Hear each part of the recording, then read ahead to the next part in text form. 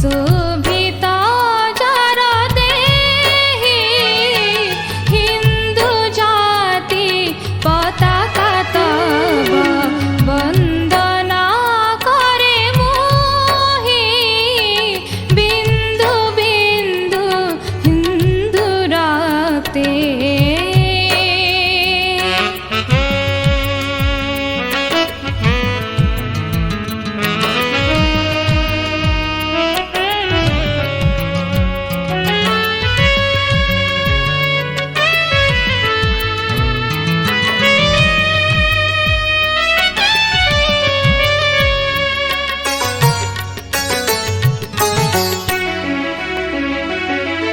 जीवनर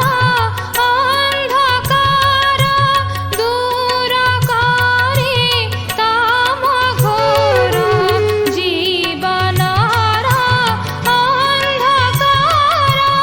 दूर करी तम घोर सूर्य सम विश्व गगने तब तुलना नाही बिन्दु बिन्दु हिन्दू रक्ते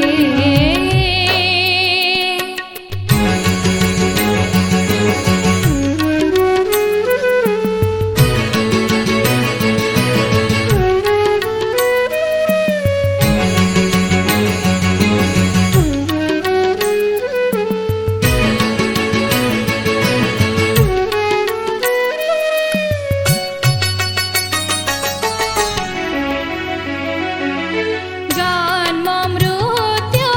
नाही जार त्याग रूपी चिरभास्वर जन्म मृत्यु नाही जार त्याग रूपी चिरभास्वर गैरिक रूपी भारतर दुःख दहन कारी बिन्दु बिन्दु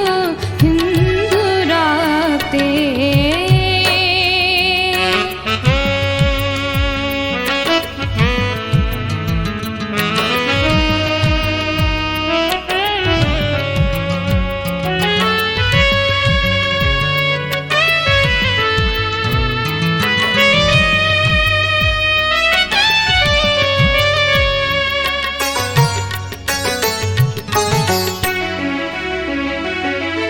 जार शरीर